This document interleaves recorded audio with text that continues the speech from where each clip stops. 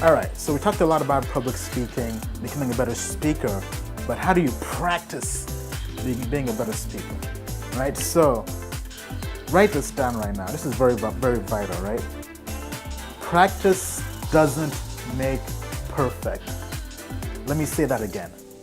Practice doesn't make perfect. Perfect practice makes perfect, right? So what is perfect practice? That means you have to practice like it's the World Series, man. Practice like it's the Super Bowl. Don't just go out there and do all this random stuff, right? Have a method to your practice. Perfect practice makes perfect. One of the ways to do perfect practice is to rely on muscle memory. This is something I love a lot.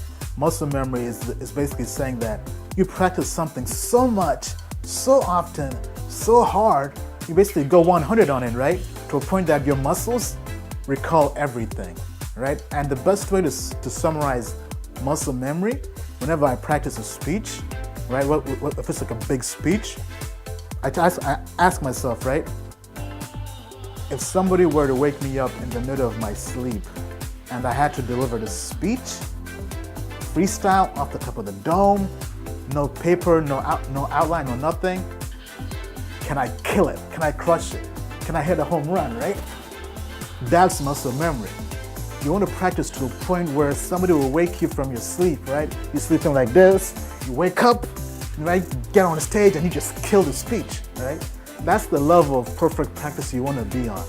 And I'll talk to you and show you how you can do that. Step 1, practice by improvising. The first thing I always do when I practice a speech is I wing it. I practice winging my speech. I practice freestyling it. What does that mean? All right, so for example, let's say the topic is do a speech about, let's say it's a graduation speech, right, for college, right? Let's say go out there and have to do a 20-minute speech to inspire college students on graduation, on life after graduation, right? Let's say that's the topic of the speech, right? Okay, I tell myself, all right, I get a timer out, right? Get my phone out, put it on 20 minutes, and I just go. I improvise, I do the speech right there and then. But I record it. Either I'll film myself with a camera or I get an audio recorder and I practice my speech for 20 minutes, right? Uninterrupted. Doesn't matter if I mess up, if I stumble, if I fall. I keep on going and power through, soldier through those 20 minutes, right? Improvising that same speech. Once I'm done, I go back and I listen to that speech if it's an audio recording. I watch that video if it's a video recording, right? And I see how I performed improvising that speech without any preparation, without any notes, without any outline. This is very vital because of 2 reasons, right? First of all, it makes you comfortable with the unknown. One of the reasons people fear public speaking is because they fear the unknown. They're uncomfortable being uncomfortable, right? By practicing being uncomfortable, you become comfortable, right? That's a mind trip, right? It's crazy like that, right? Let me say that again.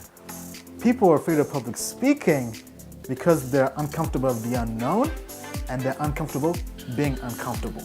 By practicing this, it makes you more confident in your speech because we're practicing it without any preparation, right? Once you do that, you can do that a couple of times, right? The first time, you also realize something even better, right?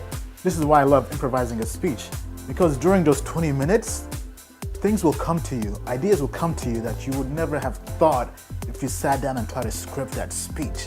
Ideas that are even better than you just sitting down and scripting it, right?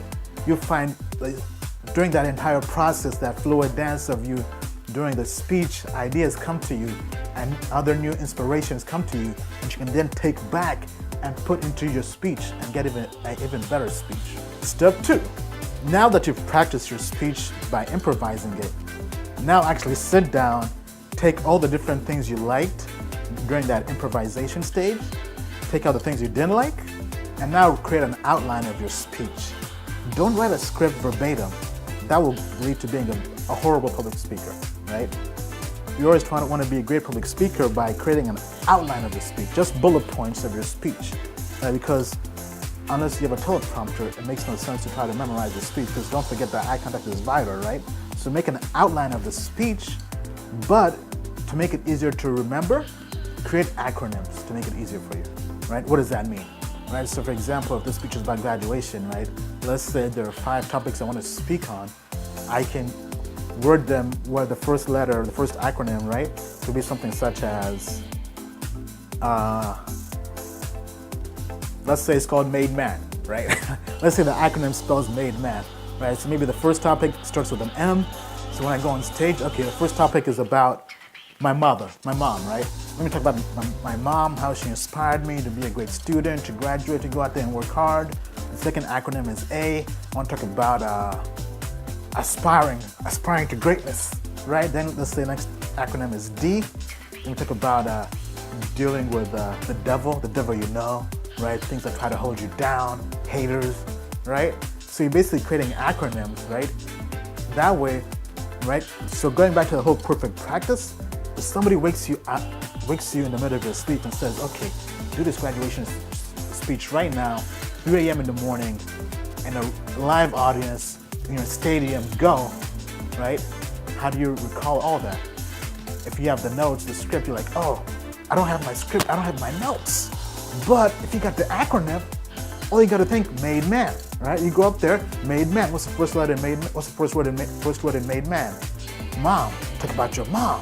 Then you have that story about your mom, right? You practice that story, you have that muscle memory, so it comes natural. Step 3. All right, so you've practiced improvising your speech. You've practiced your speech with an outline, right? Now the entire time throughout this process, you're filming this with a video recorder, a camera, audio recorder, and you're going back and getting feedback, right? Finding out what you did well on, what you did bad on, and getting better. So let's say you've done this about 5 or 6 times. Now what do? Step 3, you practice the same speech. This time, you improvise it again. So you get those outlines you had, right? And you toss them out the window, right? Then you practice improvising the same speech again, kind of like step 1. But this time you see that it's totally different. This time you're comfortable. You're comfortable with the unknown. You're comfortable not knowing what to say, right? But reason being, because you have muscle memory, right? Whenever you kind of forget your place, you have that muscle memory telling you, yeah, so I was talking about this, I was talking about that, right? You have the gestures down, right? And this is vital, right? Because now, once you've internalized the outline of your speech, you can now go back to practicing the nonverbals, which is even vital, right? I mentioned how vital this is, right? Now you can practice the nonverbals. You don't have to worry about thinking about your speech because you've already internalized it. Now you can worry about how are you going to add different inflections? How are you going to fluctuate your tonality, your pitch? Do you rise it high? Do you go low to emphasize a different part of your speech? Right? Do you gesture to go with that pitch fluctuation? Right? Do you move back? Do you move in? Right? You can now start to practice these nonverbals because you aren't really concerned about the internal dialogue because you've internalized it. Muscle memory. Perfect practice makes perfect. Right? So those are the 3 ways to become a better public speaker using muscle memory. Constantly improve yourself. I'll say it again and I'll keep on saying it. Perfect practice makes perfect, right? Use muscle memory to become a better public speaker, right? Get feedback and make sure you get feedback, people. Every single time you practice, use a video recorder, a camera, or audio recorder. I mean, don't tell me you don't have one, right? Nowadays, every single smartphone comes with a voice recording app. That's what I use typically when I'm practicing, right? I just pull up my phone, open up the voice recorder app and start recording my audio, then go back and see how I'm sounding, right? So always make sure you're getting some kind of constructive feedback, right? Even if you have to do it by yourself, right? Make sure you do that.